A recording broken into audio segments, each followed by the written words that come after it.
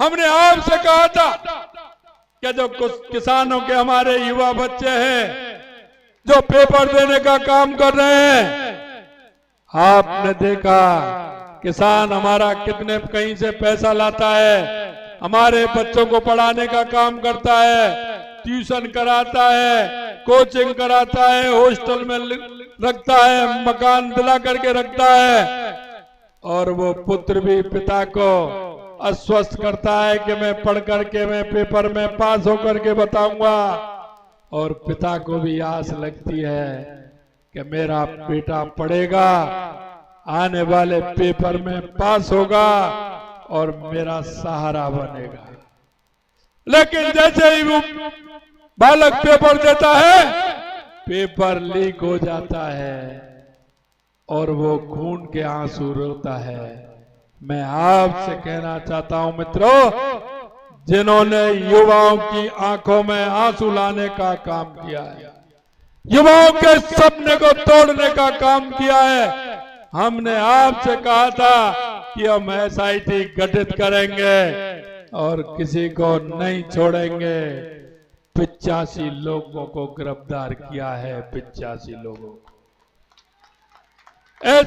हमारी SIT ने 85 लोगों को गिरफ्तार किया है। अरे ये तो बोलोगे जिन्होंने नकल की थी, नकल का पेपर खरीदा था, उनसे सौदा किया था, लेकिन अभी वो बाकी है जो नकल की दुकान के सौदागर हैं, जिन्होंने सौदे की दुकान खोल रखी है। मैं आपको विश्वास दिलाना चाहता हूं मेरे भाई और बहनों, जिन्होंने युवाओं की आंखों में आंसू लाए हैं, युवाओं के साथ कुठाराघात किया है, कितना भी बड़ा होगा जेल की सलाखों में होगा, यह मैं आपको विश्वास दिलाना चाहता हूं। अरे राजस्थान के अंदर यह शक्ति और भक्ति की धरती है, शांति की धरती है, लेकिन आए दिन आते थे गैंगस्टर, आते थे किसी व्यापारी को धमका के चले जाते थे, कहीं किसी पर गोली चला के चले जाते थे, कहीं मर्डर करके चले जाते थे। हमने देखा कि ये किस तरह से कैसे हम विरोध में थे, हमने ज्ञापन भी दिया, हमने आंदोलन भी किया, लेकिन उनको पता था कि हरियाणा में भी बीजेपी की सरकार थी, उत्तर प्रदेश के अंदर भी बीजेपी की सरकार थी, मध्य प्रदेश के अंदर बीजेपी की सरकार थी, गुजरात के अंदर भी बीजेपी की सरकार थी, राजस्थान में कांग्रेस की सरकार थी। तो उन राज्यों में तो उनका बस नहीं चलता था गुंडों का, वो राजस्थान में शरण स्थली बनाते थे, हमारे व्यापारी को धमकाते थे और चौथ वसूली करते थे, जेलों से सिंडिकेट चलाने का काम करते थे। हमने कहा कि अब ये राजस्थान बदल गया, यहां भी भारतीय जनता पार्टी की सरकार आ गई, किसी गैंगस्टर को घुसने नहीं दिया जाएगा, और गलती से अगर राजस्थान के अंदर आ गया तो वापस नहीं जा सकता, वापस नहीं जा सकता।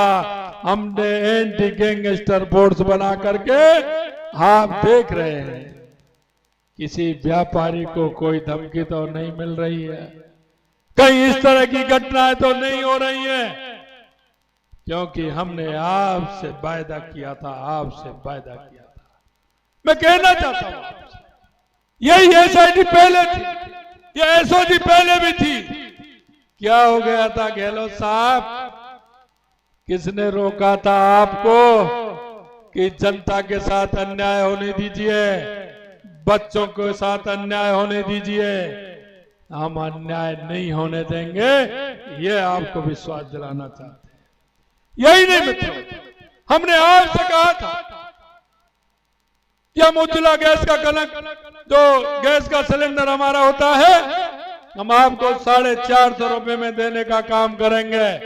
हमारी 15 दिसंबर को सरकार बनी थी, 25 दिसंबर की कैबिनेट थी, हमने उसमें फैसला लिया और 1 जनवरी से 73 लाख बहनों को 450 रुपए में सिलेंडर देने का काम हमारी सरकार ने किया है। हमने आपसे भी वादा किया था, किसानों से हमने वादा किया था कि हमारी सरकार राजस्थान के अंदर आएगी तो हम सम्मान निधि बढ़ाने का भी काम करेंगे। हमने वो काम भी किया। 6000 रुपए हमारे यशस्वी प्रधानमंत्री जी किसानों को सम्मान निधि देने का काम करते हैं। हमने पहली कैबिनेट में प्रस्ताव लेकर के पहली किस्त 2000 रुपए की 6000 से बढ़ा करके 2000 और दे करके 8000 करने का काम हमारी राजस्थान की सरकार ने किया। यही नहीं, हमने किसान की एमएसपी बढ़ाने की बात के लिए कही थी कि गेहूं पर हम किसान की एमएसपी बढ़ाएंगे 2275 से 125 रुपए बढ़ा करके किसानों को गेहूं की एमएसपी 2400 रुपए करने का काम हमारी सरकार ने किया है। हमारे सामाजिक सुरक्षा पेंशन जो हमारे बुजुर्गों को, हमारी बुजुर्ग माता बहनों को मिलती है, दिव्यांगों को मिलती है, उसको भी हमने बढ़ाने का काम किया है। 1000 रुपए मिलती थी, हमने 1150 रुपए करने का काम हमारी सरकार ने किया है। ये भी मैं आपसे कहना चाहता हूं।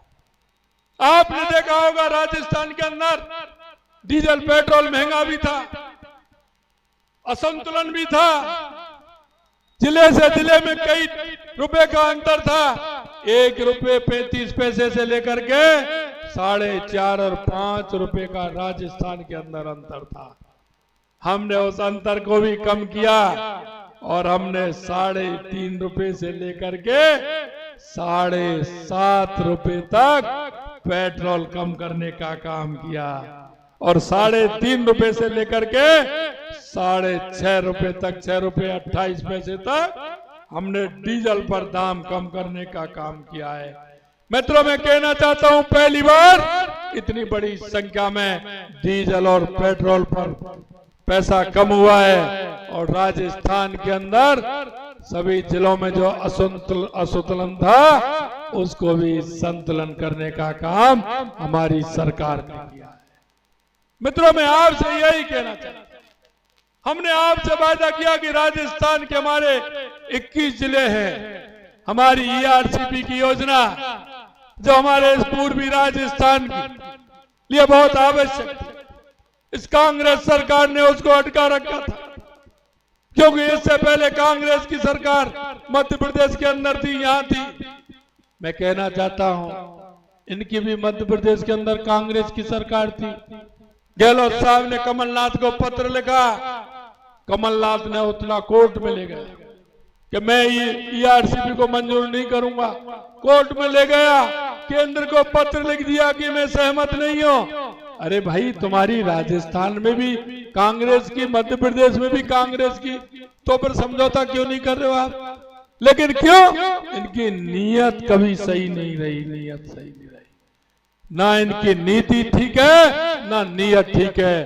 अरे हमारी सरकार मध्य प्रदेश के अंदर आई, राजस्थान के अंदर आई, हमने 1.5 महीने में ईआरसीपी की योजना को मंजूर कराने का काम किया और 1.5 महीने में मध्य प्रदेश से और केंद्र सरकार से और राजस्थान सरकार से समझौता करके और उसकी डीपीआर बनना चालू हो गई और जमीन अवाप्ति की कार्रवाई भी प्रारंभ हो गई। 21 जिलों को पानी मिलेगा, उससे आपके अलवर जिले को भी पानी मिलेगा, अलवर जिले को भी पानी मिलेगा, आपके थाना गाजी को भी पानी मिलेगा। मैं आपसे ये निवेदन करना चाहता हूं, कांग्रेस ने ईआरसीपी को अटकाने का, लटकाने का, भटकाने का काम किया। पिछले 5 साल में हर जब भी बजट आया है कांग्रेस ने ईआरसीपी का नाम लिया है। विधानसभा के अंदर कम से कम 25 बार इन्होंने नाम लिया है कि ईआरसीपी को हम करेंगे, लेकिन करने का काम नहीं किया, सिर्फ अटकाने का काम किया। देश के यशस्वी प्रधानमंत्री नरेंद्र मोदी जी के नेतृत्व में ईआरसीपी की योजना मंजूर हो गई। उद्घाटन भी आपके सामने होगा और शिलान्यास भी आपके सामने होगा और उद्घाटन भी आपके सामने होगा, यह मैं आपको विश्वास दिलाना चाहता हूं। हमारा शेखावाटी का एरिया यमुना का समझौते का काम हमारे सीकर, झुंझुनू और चूरू का 4 दशक से चल रहा था, लेकिन कांग्रेस ने उसमें एक कदम नहीं बढ़ाया और हमने यमुना जल समझौता भी किया है। चूरू और झुंझुनू और सीकर को भी उसके माध्यम से पानी मिलने वाला है। इसलिए मैं कहना चाहता हूं मित्रों, देश के यशस्वी प्रधानमंत्री नरेंद्र मोदी जी के नेतृत्व में हमारी केंद्र की सरकार और हमारे राजस्थान की सरकार डबल इंजन के रूप में काम करती है, डबल इंजन के रूप में काम करती है। मैं आपसे कहना चाहता हूं, आप में से इस दिल्ली मुंबई हाईवे पर कौन कौन गए, जरा हाथ खड़ा करिए। गए ना उस रोड पर, हाईवे पर गए ना आप बताइए कैसा लगता है आपको, कैसा आनंद आता है? चलते ही जब लगता है हम कहाँ गए। अगर आप बाहर देख लेंगे साइडों में जो रेस्ट एरिया है वहां और जाना, वहां रेस्ट एरिया में देखना क्या क्या सुविधाएं दी है। 25 साल और 30 साल तक के लिए बनाया है। कितने ट्रक यहाँ खड़े हो सकते हैं, उनको अलग अलग ढाबे वाले, डॉक्टर की अलग, हॉस्पिटल अलग उसमें बनाया गया है। बच्चों के खेलने के लिए पार्क उसमें है।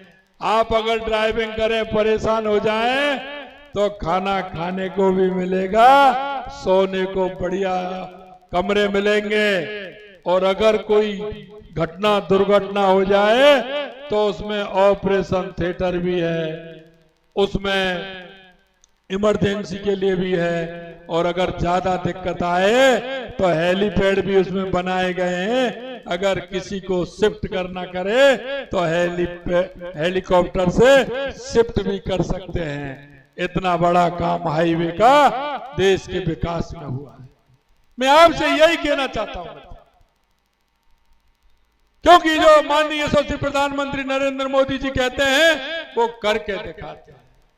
मैं आपको यही विश्वास दिलाता हूं कि राजस्थान की सरकार ने जो आपके बीच में एक एक वायदा किया है, हर वायदे को हमारी सरकार पूरा करेगी, हर वायदे को पूरा करेगी। मित्रों, मुझे पता है आपने 2014 में 25 सीट दी थी, 2019 में भी 25 सीट दी है, और अब की बार भी 25 सीट देने का काम करेंगे। लेकिन अब की बार एक अंतर होगा कि एक भी बूथ ऐसा नहीं होगा जहां कमल का फूल नहीं खिलेगा। हर बूथ पर हमें कमल का फूल खिलाना है, और हर लोकसभा को 5 लाख से ज्यादा वोटों से जिताना है, 5 लाख वोटों से ज्यादा जिताना है। इस काम को करोगे ना? करेंगे तो हाथ खड़े करो। इस काम को करोगे ना? करोगे ना? हर बूथ पर कमल खिलाओगे ना? एक दौसा लोकसभा से एक खिला हुआ फूल माननीय मोदी जी को भेंट करोगे ना? तो हाथ खड़े करिए दोनों। अरे ये पंजे मत दिखाइए, पंजे ने तो इस देश को कर दिया गंजा। आप बनाइए हनुमान जी की मुष्टिका और जोर से बोलिए, भारत माता की, भारत माता की, भारत माता की। जय जय श्री राम, जय जय श्री राम।